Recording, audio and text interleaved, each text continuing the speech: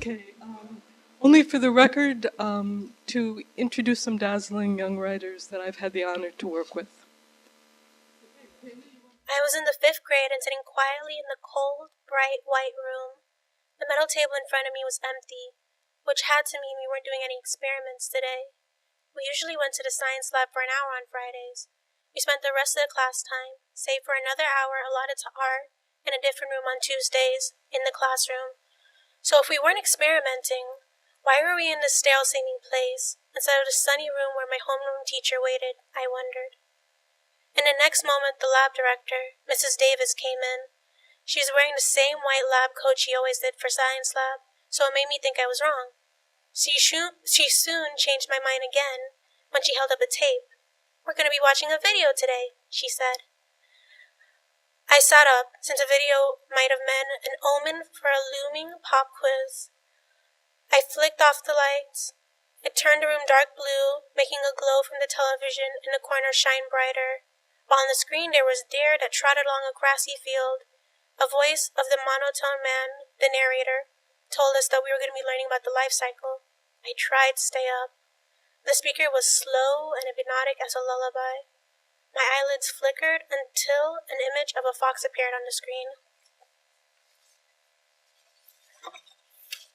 The creature in the film looked even drowsier than me. His eyes were closed. His fur was bright orange with tufts of white, and his tail on his paws. The tips of his ears were black. He was curled up in the grass while the sun shone, adding a yellow sheen to him. So long as I focused on him, I could pay attention. "This fox has just died," the speaker said. I frowned. Did the fox look like he was sleeping? Did sleep and death really look so much alike? At 10 years old, I didn't know much about either subject, so I assumed that death would leave more of a mark on a creature. "Let's see what happens to his body over time," he said. Suddenly, his voice gained inflection. He seemed excited. Although I never saw Miss Davis click the remote, the video seemed to move in fast forward. The radiant fur was swallowed by inky ants. His eyes turned to hollow gapes in his face. The orange was peeled away into white, his muscle to bones. His mouth opened slightly, as if he let out one last breath from his rotting lungs. I gaped at the body that was left when the fast-forwarding stopped. I held my breath for a moment. In the next, the scene changed, and the fox was forgotten by the voice of the film. I was now awake. My eyes were wide and barely blinking, but I could not focus on the rest of the video. I didn't say I was scared. I already gained a reputation at my elementary school for being a crybaby. No other kids seemed affected, so I let my feelings fester for the rest of the school day. I didn't tell my parents either. They were as sick of my weepiness as everyone else. When I got home, the first thing I saw was my family room's couch. I sat down on it, dropping my hefty backpack beside me. It was on the soft felt couch that was streaked and colored forest green. It reminded me of the green grass where the fox had died. I blinked, and there was a fox, resting right next to me on the couch.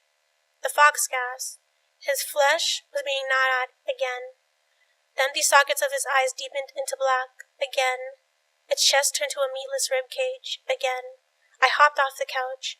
I picked up the strap of my backpack, but its smooth texture seemed to turn to fur and then to flesh and then to bone. I dropped it and ran for my parents' room. Neither of my parents were inside, but the sleeping fox was on the edge of their quilt, a covered bed. He now had two friends.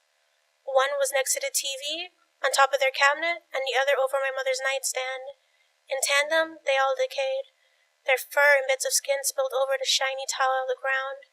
I ran again, this time to my room.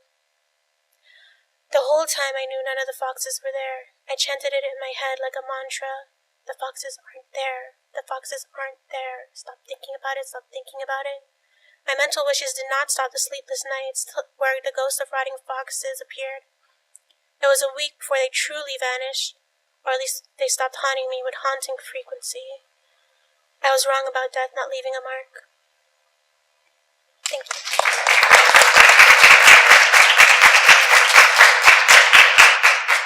This was the night the fire would rise. It was the first showing of The Dark Knight Rises, but not just the third movie. All three movies. It was a marathon. It was a marathon of all three movies in IMAX. I was ecstatic. I was that 8-year-old kid running around the house wearing a cape and hiding in the dark, waiting to strike fear into criminals. The showing started at 6 p.m. To make sure I was the first in line, I arrived at the theater around 4. I was the first. I had my Batman shirt on, nothing fancy, but the look of joy filled my face. After a few minutes, my friend Eric showed up. I turned to him, and in my Batman voice I say, "Eric, tonight the Dark Knight rises." "Yes, Michael, I know." I grab him by the shoulder and shake him as if I was trying to revive the dead. "Swear to me we're gonna have fun." I swear. While in line, our other friends showed up, Gabby, Gracie, and Jose.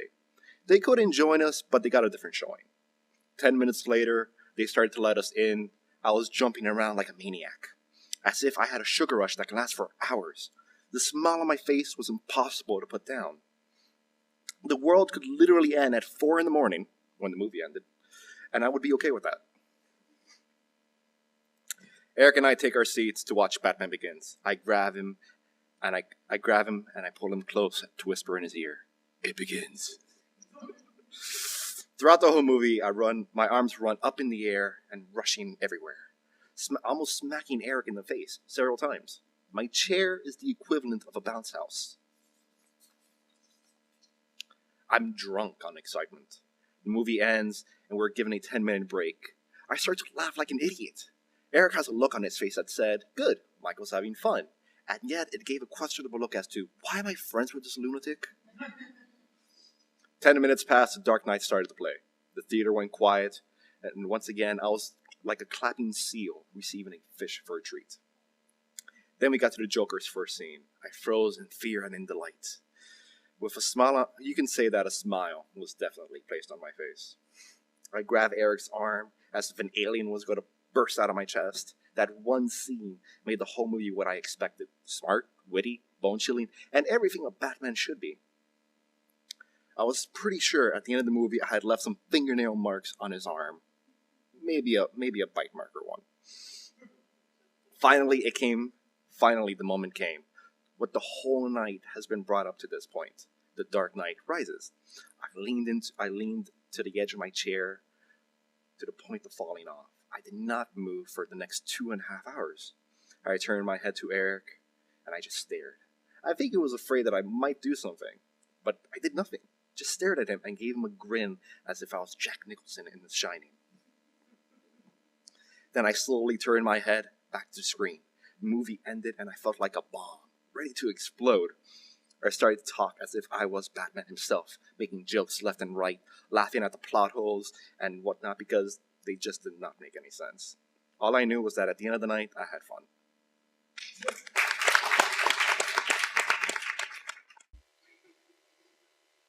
Your brother is a fag. The voice came from the desk behind mine. Was he talking to me? He never talks to me. It's not me. Her brother is so gay, said a second voice. My chin brushed my right shoulder. From the corner of my eye, I saw 3 of them.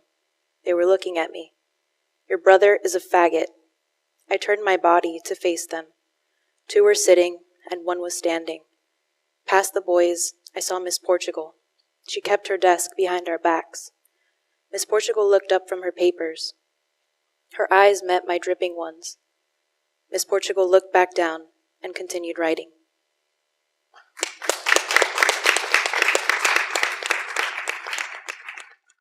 My name is Bianca, and the name of this piece is Abuelita. I assure you that unless you have an abuela, yaya, nona, or oma, this story will not make much sense to you. And if such is the case, I'm not exactly sure how you're still alive without the advice of your grandma. The music was booming through my $15 speakers so loud that my lipstick was moving at the beat of Joely Randy. It was Friday night, which meant anything could happen. I was only 16, but my parents had already gotten used to the fact of me going out practically every weekend. That night, there was a party in Brooklyn, and all of New York's illest dancers were going to be there. From b-boys to poppers to voguers, there was no way I could miss this ordeal. My best friend and partner in crime, Jessica, already told me that she couldn't make it. She had gotten punished for the weekend before when we got home around 5 a.m. My grandmother, nosy as ever, overheard the conversation and saw my futile attempts in trying to convince her to disobey and come anyway. I tried bribing her. You know, Renzo and Zena are going to be there, and Renzo asked about you last weekend. He's expecting you to come. Come on, we won't get home that late, I promise. No. This time I really promise. I let out a frustrated sigh, and that was her cue. Tú sabes que quizás Dios te está diciendo que no vayas. Abuela, I'm sure that if God is telling me to fight for my right to party in spite of my adversary, and aren't you praying your rosary right now? Isn't there something in the Bible that warns against nosy people? Bueno, mija, I'm just trying to tell you what I feel. El que no oye consejo, no llega viejo. Instead of heeding to the wisdom of my grandmother, I mocked her. Well, I guess that's a good thing anyway. I don't want to get old. I sprayed my perfume on every area of my body possible, kissed my grandmother goodbye, and she gave me la bendición as I rushed out the door. That night began amazingly. I easily replaced Jessica with Jamie, and we started pre-gaming. We smoked a few L's, drank a few shots, and we stumbled down the streets of Washington Heights. And we went up the stairs to the train of 207 in Vermilion. As we reached the platform, we realized the train was coming, and I still hadn't bought my Metro card. Mind you, the train comes every 15 minutes, and I didn't have a second to waste. Jamie grabbed my hand and pulled me so close that with one swipe of the Metro card, we were both through the turnstile. As we were both about to step onto the train, I yelled, "We made it!" Jamie's smile slowly turned into fear when she saw two men dressed in black shirts and jeans yell, "You two, come over here." Friggin' undercover cops. Typical for cops in New York, they gave us tickets and of course flirted with us while they did it. Dogs. By the time we were done, it was almost midnight and we still had to take 2 trains and a bus to get to the party in Brooklyn. We were determined. By the time we got there, it was 2:30 a.m. The party was over, everyone was drunk, and Zeno was making out with some other girl. I got home at sunrise, miserable, sober, and with a $158 ticket. The next day, my mother punishes me for 3 weeks, and my grandmother walks by with her rosary in hand and says, "Te dije."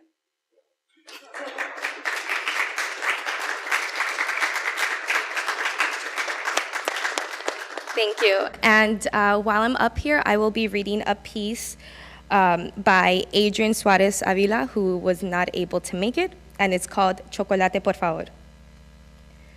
The street is busy with men and women on bicycles. A man sings Guantanamera in front of a bodega while holding a beer bottle laced with a rosary.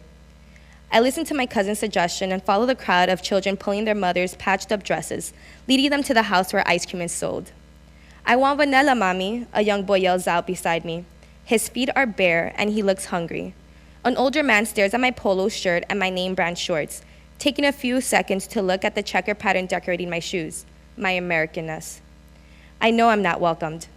"You can't have vanilla," the mother responds. She continues talking, mentioning something about her husband, chocolate, and the baby at home, but I focus my attention on the girl in the front of the line. "Give me a pound of strawberry," I hear her telling the lady in charge of the business amidst of the cries, the moans, and all the forms of sound oppression can take. "We're all out, mi vida," Fidel's orders. "Then, chocolate, por favor." The lady in charge sets her scooping spoon aside, takes the girl's tin cup, and dips it in the container holding chocolate-colored liquid. This, I am told, is Cuban ice cream. The girl pays for her treat, runs her finger along the trail of the chocolate that follows through the side of her cup, and licks it. She looks at me, gets closer, and smirks. "Have you decided to follow me around now?" she teases. "I'm not trying to scare you away," I respond. "My name's Marisol. My dad picked me up before you could even ask." "I know, I heard him yell it out clearly yesterday. I'm Adrian." She tells me that's her hermanito's name, and tells me to walk with her.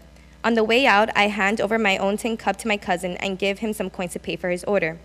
"Remember the revolution," he whispers, as I set out into the sidewalk. She looks a lot simpler today, attaching to herself none of the prettiness that caught my attention yesterday. Still, I think to myself, there's something delicious about her, something that not even the poverty of this town can spoil. She hums whenever a horse-drawn carriage passes by and stops to face me when the street dirt rises in the air. Men whistle as they pass us by on their bicycle, and she blushes. "Does your dad know you're this popular?" I ask. "Ay, qué cómico eres. My dad doesn't have the time to worry about that." "Really? He looked pretty concerned yesterday when he saw me with you." "Well," she pauses. She thinks about her response. slicking back the lock of dark brown hair that tickles her cheek. You're not from here. I was born here, did you know that? Yeah, but you're not one of us. This troubles me, and she knows it. One of us? The only passport I have is one with Cuba's coat of arms, I think to myself. What are you then? I ask. Dragons? Your government, your politics, aren't ours, she says, unsmiling. We reach a squeaky bench at the park. No children are present, only an older gentleman with a pizza in one hand and a cup of guarapo in the other. He sits on the floor. A pair of teenagers hold hand and kiss under a banyan tree. They don't care who's looking. Marisol sets her tin cup on the floor, slicks back her hair behind her ear once more, and waits for me to speak. Do you believe in what your father believes, I ask? She stays silent. Looking down at the light steps, she makes a ground give life to the dust. It's not about my father. You have to believe and show that you believe if you want to eat, if you want to live. That sucks. That really sucks. But we still have fun here. It's not entirely awful. Prove it. The old man rises and passes us by in the front. The crust and the cup from his meal stay behind. Marisol sighs, smiles, and stares at me. Tonight. Meet with me tonight.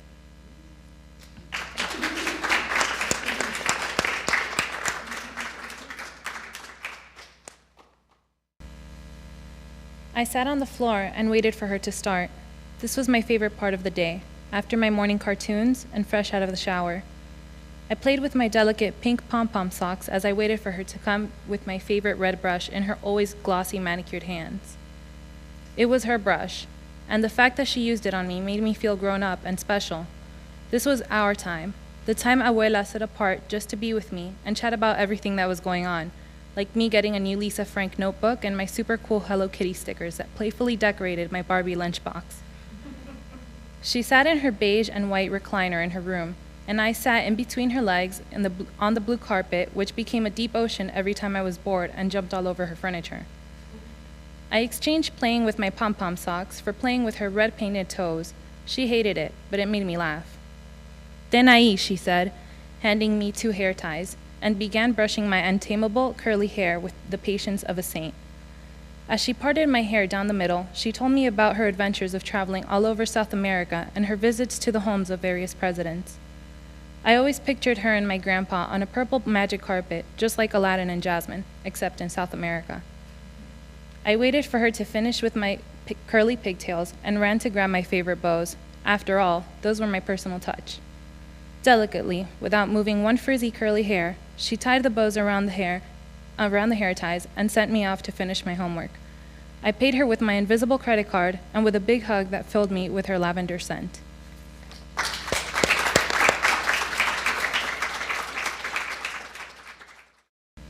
Good afternoon. Excuse me. Heads or tails? Tails.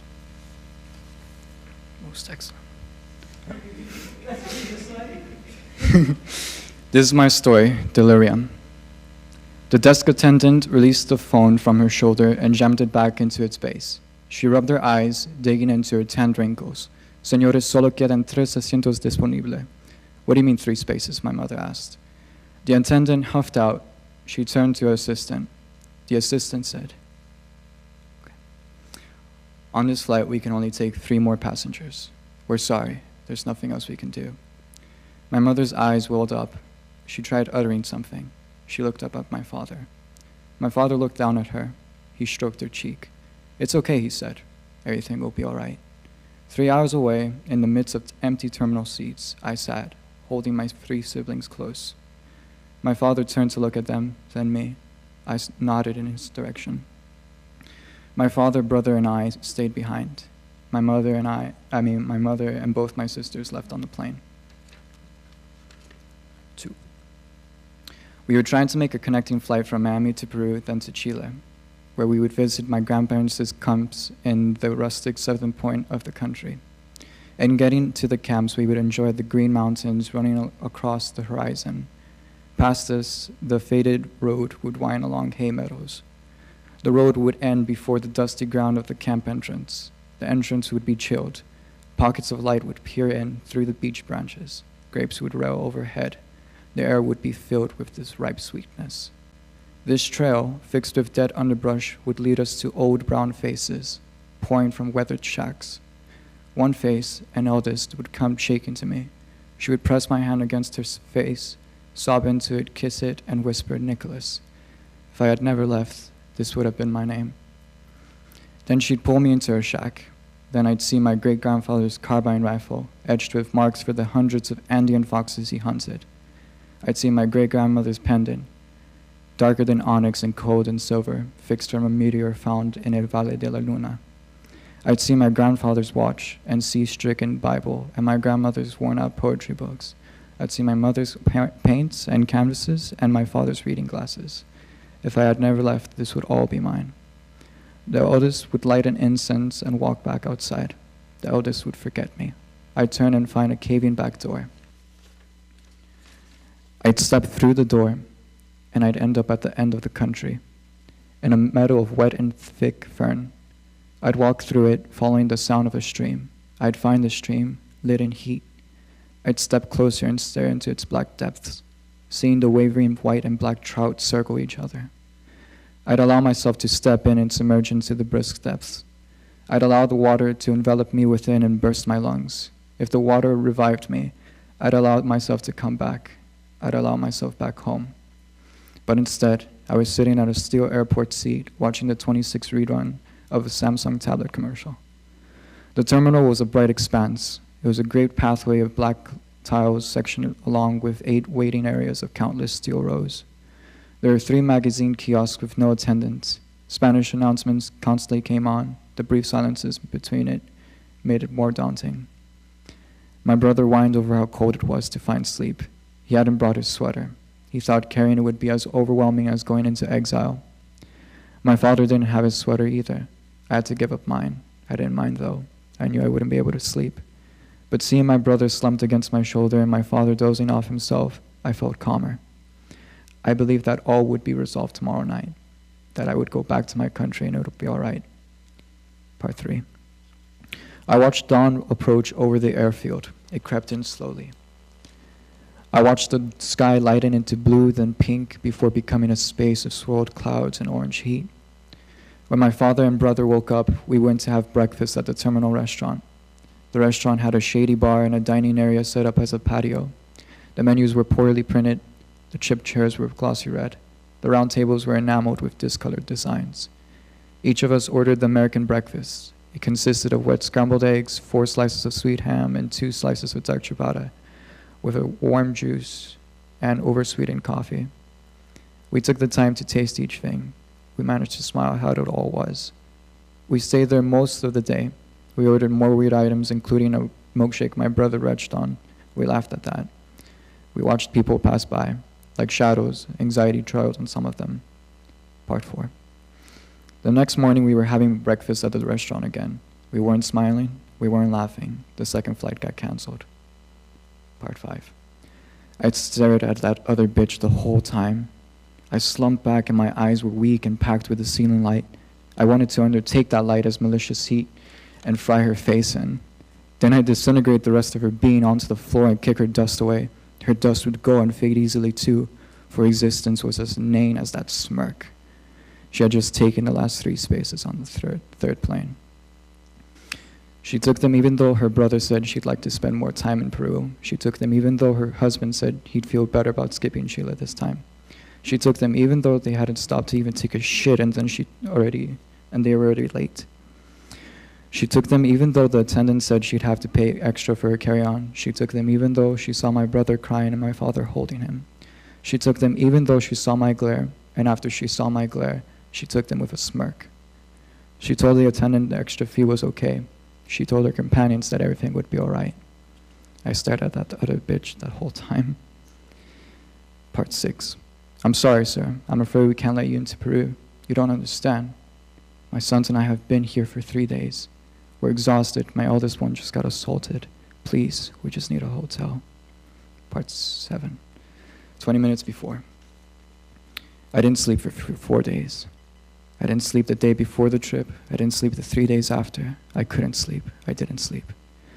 My brother lay across a row by himself. He stared at a tile. He was resting. My father sat opposite him. He stared at the same tile. He was not resting. He had finally managed to get through to my mother. He couldn't forgive himself for the things he said. He told her how this was all shit, how he regretted to travel, especially to a worthless country. My mother said she regretted him. I don't feel well. I'm going to the bathroom, I said. No one responded. Something was heating itself in my stomach. When I got up, it shot across my body, up to my head. My vision flickered, and I felt as if my insides were missing. I stumbled against the nearby wall and held onto it. I paced myself against it. Each step made me feel the emptiness. When I entered the bathroom, I nearly saw it in the mirror. It was something that lurked over my eyes. I went directly to the glass. I tried looking closer at it, but I screamed and backed away. I felt it go under my ribs and thrust them up. When I caught my breath, I looked at my reflection. I was sweating. I was grasping my chest. I blinked, and then the bathroom was coated in blood. I saw my torso sliced in half and my ribs hanging open like bat-wing doors. My organs were missing except for my heart. My blackened heart dangled by a vessel, and it swayed like a metronome. I closed my eyes again. Holy hell, no, that didn't happen. That wasn't real. I tried stepping forward, but I slammed into a mirror before me. I stepped back and walked into another mirror. I turned around and I was surrounded by these mirrors.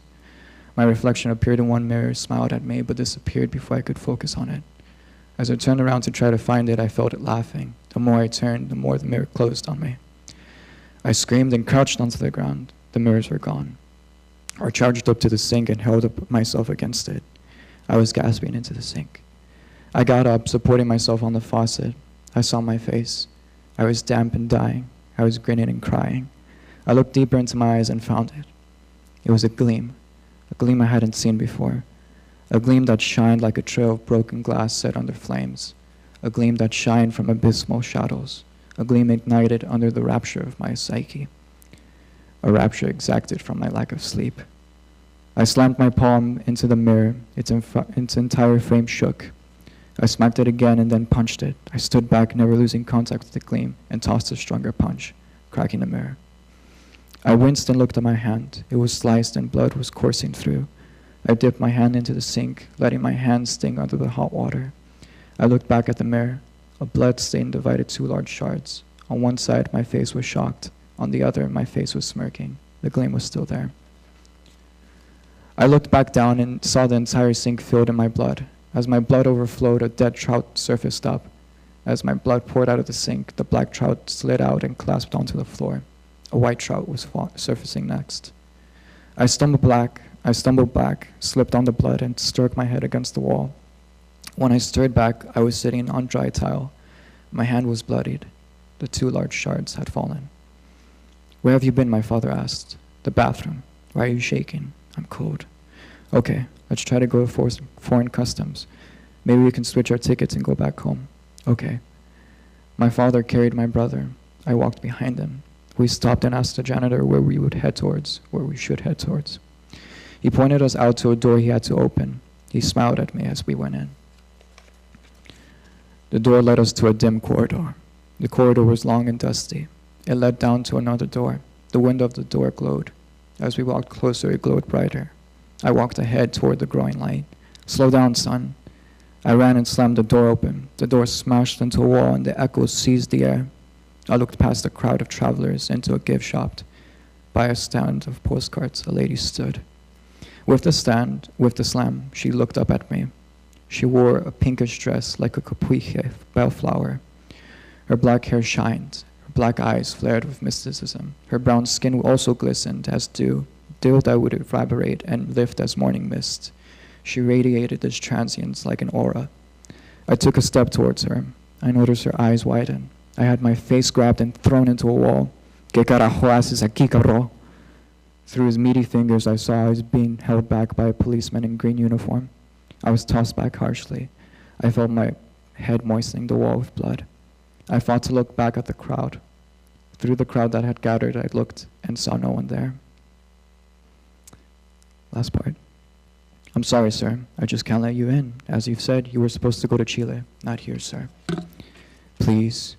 We just need a place to fix all of this. A place to switch tickets to go back home. A place to bathe. A place to rest. We just need home. I'm sorry, sir. You won't find that here. Sir, wait. Why are you angry? Sir, everything's going to be all right.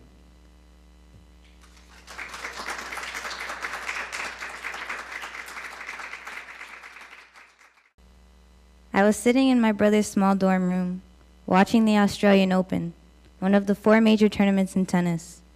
Our favorite player, Roger Federer, was facing off against another of our favorites, Rafael Nadal. They were tied, 1 set apiece, 4-all in the third. Our eyes were glued to the screen. There was a knock on the door.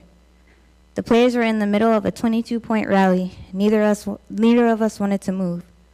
After the second, slightly harder knock on the door, my brother muted the television. I hopped up from the chair and opened the door. My body was grabbed by massive hands. Adrenaline coursed through my veins. My thoughts were scrambled. I stared at my brother, who was by then dashing towards me, except he suddenly stopped. My brother's face had changed from concern to terrified. Then I saw what he saw, a gun. I let out a heavy shriek. I felt the veins in my head engorged with blood. My mouth was covered by the same hand holding the gun. Hot tears ran down my face. I was dizzy. The hand uncovered my mouth and pulled the gun up to my forehead. My brother begged him to wait. He tried to talk some logic and reasoning into him, to no avail. I felt the hand tighten around the gun. I shut my eyes tight.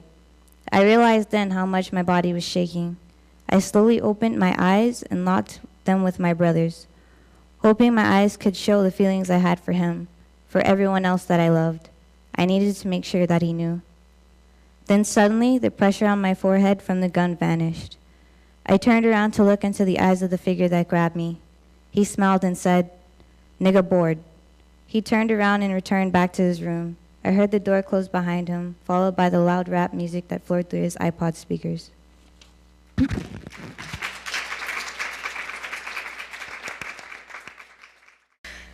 Vodka tastes like bile. I've thrown it up too often. Right now, I don't care. I don't care that the drink in my hand tastes more like vodka and less like orange juice. I don't care that we are drinking with complete strangers behind the mobile gas station. The only thing I care about is James's cold eyes still burned in the back of my heart. I've come to the level where every drink tastes like water, and I'm mighty thirsty. The guy I've been talking to walks over to the vodka bottle standing on the ground to pour me another drink. Andrea is standing next to the bottle, twirling her long blonde hair while flirting with the other guys. I already know they're going to blow up her phone all week. Little do they know, she's all about the attention and not the actual deed. But then again, which 17-year-old girl isn't? I know I'm not about the deed either, which is why James broke up with me. I walk a few steps backward and bump into the wall behind me. Here comes my drink, and the guy whose name I don't even know. He hands me the red cup and puts his hands on the wall, leaning in over me. I feel like I'm slowly fading into oblivion. Every gulp, another push. I come to, and we're still behind the gas station. His lips are on mine, and I don't even know how they got there. I don't want to kiss him. He's so greasy. I think of James. I feel a pang of guilt in my stomach. No, wait, that's not guilt. I push Mr. Greasy off of me and stumble past the other guys, still standing in the dim light of the gas station sign, towards the bathroom door. Where's Andrea? I heave the blue metal door open, fall to my knees on the filthy floor and begin to vomit. The door falls shut behind me. Shortly after, it's being opened up again. This must be Andrea. Andrea, I say, close the door. But the door doesn't close. Yeah, Andrea. I hear the guys outside mocking me. Close the door. To my surprise, there's no snappy answer from Andrea. The door falls closed behind me, and the lock is turned. I try to scramble to my feet, but I can't. He yanks me up by my arm and throws me against the heating mounted on the wall. The metal edges step into my back. I can't stand on my own. He pins me against the wall with all his weight. I try to push him off, but it's like trying to move a boulder. No, I repeat over and over again, as he grabs my breasts and reaches between my legs. My words come out like a mumble. He has complete control over me now. He begins to try to tear down my jeans. I'm still a virgin. No, I say again, this time louder. Suddenly there's a bang against the door from the outside. Hey! I recognize Andrea's voice. What the fuck is going on in there? It sounds like the angels are singing to me. I draw together all the strength I have in me for one powerful help. The door bursts open. He steps back from me, causing me to fall directly into Andrea's arms. He tried to rape me. I stop into the shoulder of Andrea's jacket, trying to get her to move. She's looking back and forth from the group of guys to my attacker, who is still standing in the door frame of the bathroom. We need to get out of here. Please, let's go. I beg her and begin to pull her toward the front of the gas station. You fucking pigs, she yells at them as we start to back away. She puts her arm around me, steadying my walk. Run, she says, and we run as fast as we can. The lights of the city fly past us in a constant blur. We find refuge underneath this light on a playground. We're stuck here. The trains won't run for another 3 hours. I pull out my cell and call the only person that could possibly come rescue us now, James. He answers. James, I sob. It's so strangely relieving to hear his voice after all that happened today. James, please come get us. This guy tried to rape me and we're all alone out here. There's a short silence on the other line. I'm already home. Sorry.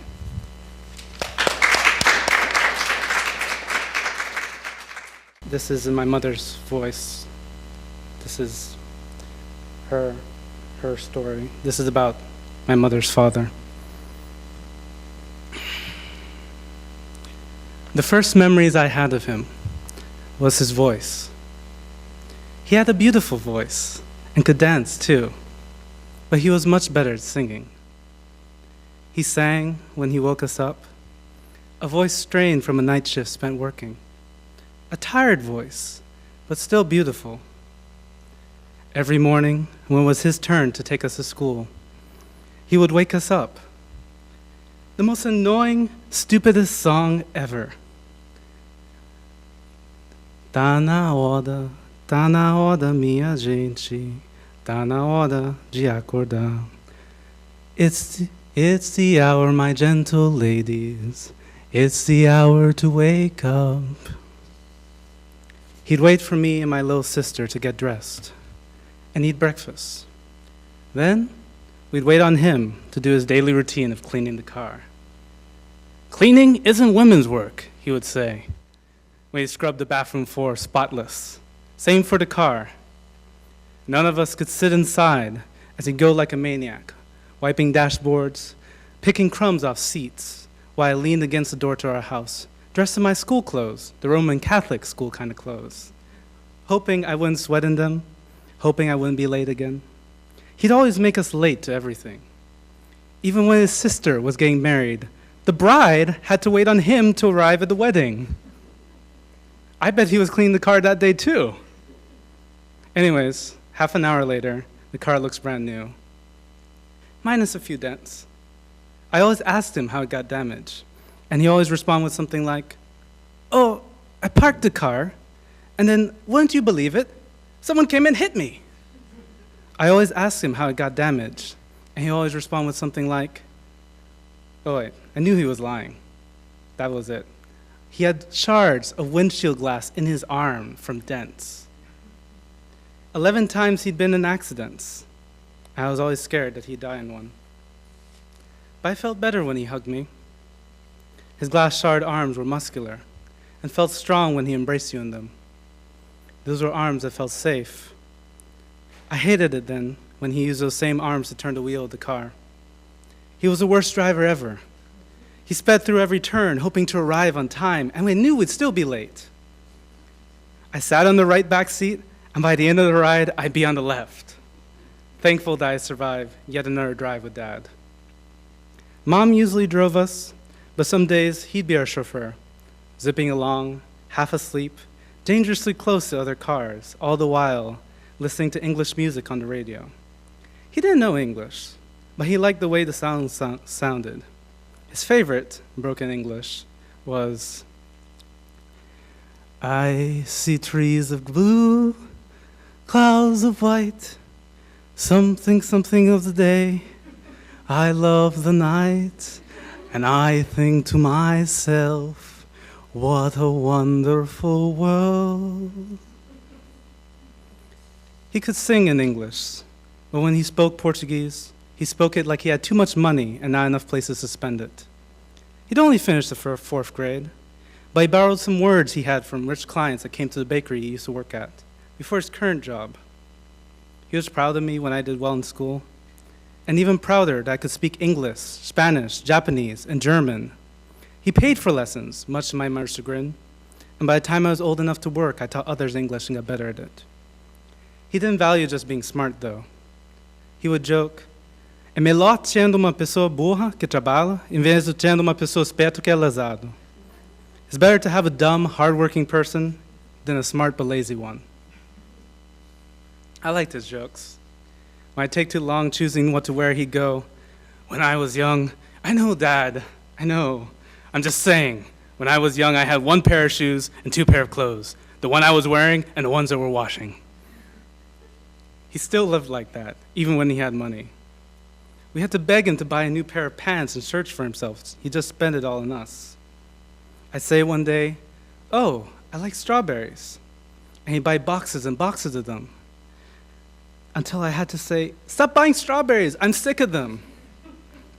If you were coming over for a party and he knew what food you liked, he'd have it ready by the time you got there. My mom cooked, though, since that was the only thing he couldn't do right. He couldn't cook to save his life, and he couldn't fix anything. "I fixed it," he would exclaim, and I searched closely until I could see a sticker tag that he'd forgotten to throw away, the hint of a gleam on the shower head from being new, or like a hidden empty box from the store. My mom cooked, and he cleaned, and together they'd throw parties for family and friends' birthdays and dances. My father taught me how to dance. If he couldn't teach me something, he'd spend the money to get it for me.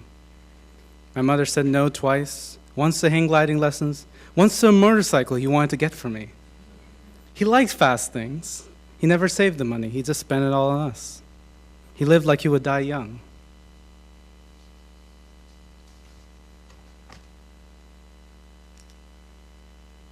"If I'm not here, take care of your brother and sister for me, okay?" he said, as he stared into my eyes. Stared with a long, tan face and dark, short-cut hair.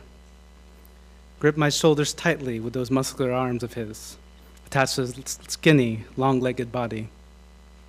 Stared in my dark brown eyes with his green eyes.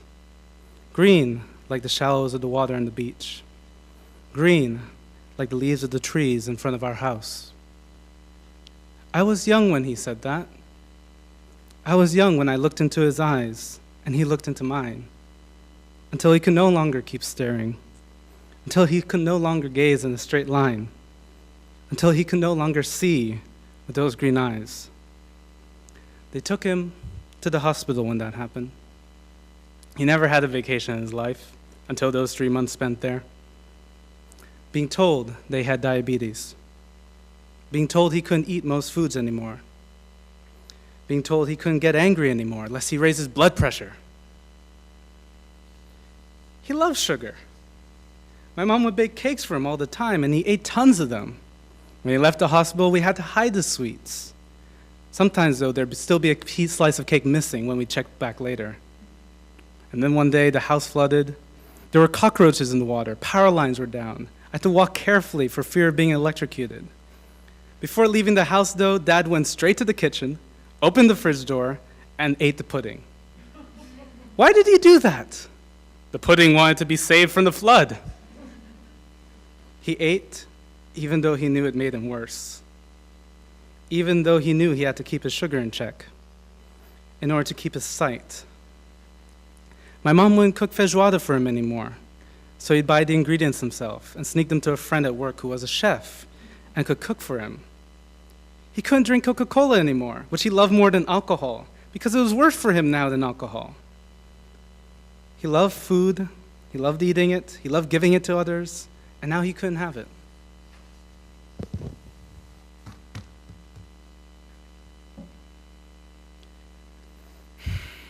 I sat there, staring at the hospital bed, stared at the husk that laid there. The arms, no longer muscular, stabbed with little tubes through which food went. He had been angry when they told him how long his second vacation would be. He He had been angry when they told him it would be only a year. He couldn't enjoy time off work. He just had to lay there. Today was a bad day. I came in and saw 2 green daggers leap at me. The man on the bed was in pain and didn't know who I was. The man in the bed was in pain and wouldn't be in bed very long. It wasn't a year yet. It was too soon. I stayed there a long time until I couldn't stay anymore. Until I had to leave the man on the bed, the stranger with the green eyes, whose arms were sticks. Sticks that could not wrap themselves around another stranger. Sticks that could not comfort. That night, after I was no longer in that room, I wanted him to go. I wanted the man to stay but not be in so much pain. I prayed for the pain to go away, for him to pass on and no longer feel it. I prayed for him to die.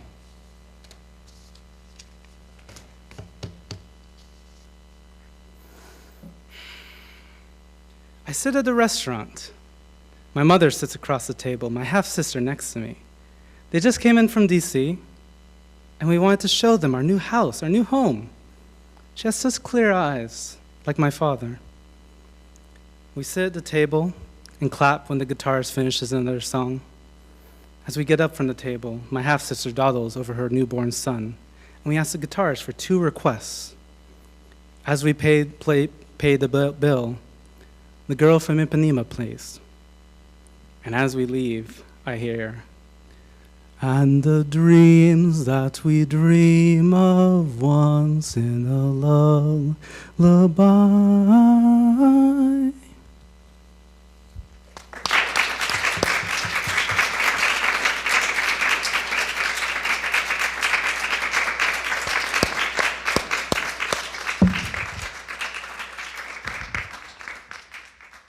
The thing that's incredibly good about them is not that, you're William Faulkner or Charles Dickens or Shakespeare. Yeah. What's good about them is that every one of them is you, and the vulnerability that you put into what you're writing is amazing. I can imagine that it's hard for you to initially feel safe enough with each other to write some of these things.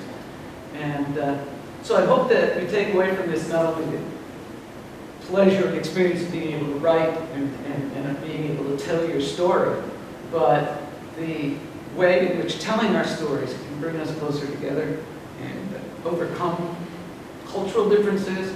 I mean, after all these years, I still can't speak Spanish, but I knew what you were saying. Anyhow, we've only spoken Spanish. So, but I want to thank you. The first time that we had this last year, I was just open-mouthed and stunned, and this year is even better because at least everybody doesn't write about somebody who died, so which is pretty much what it was last year. But and some of your things were amazingly funny, and some of them really are poignant. I know that your story was in the magazine, and to me, I just can imagine having lived through that, no less living through it again as you tell the story. And some of those things that are funny, they just tell me so much about who you are. So that's why it's important to keep doing this. I hope most of you, I'm sure, aren't even humanities majors, right? What are your majors? Bio? Huh? Oh, we got an English guy there, yeah. Oh, we actually have some people doing English, huh? Journalism? Digital media. Computer science, there, that's my... Jessica's, excuse me, I always heard Jerry screenshot Jasmine. Chemistry. Okay. Well, I mean, thank you for sharing this with me and with the other people here. Thank you for putting up with Dr. Hanley all year long. And I hope that it's something you can take with you. So thank you very much. I think it was wonderful.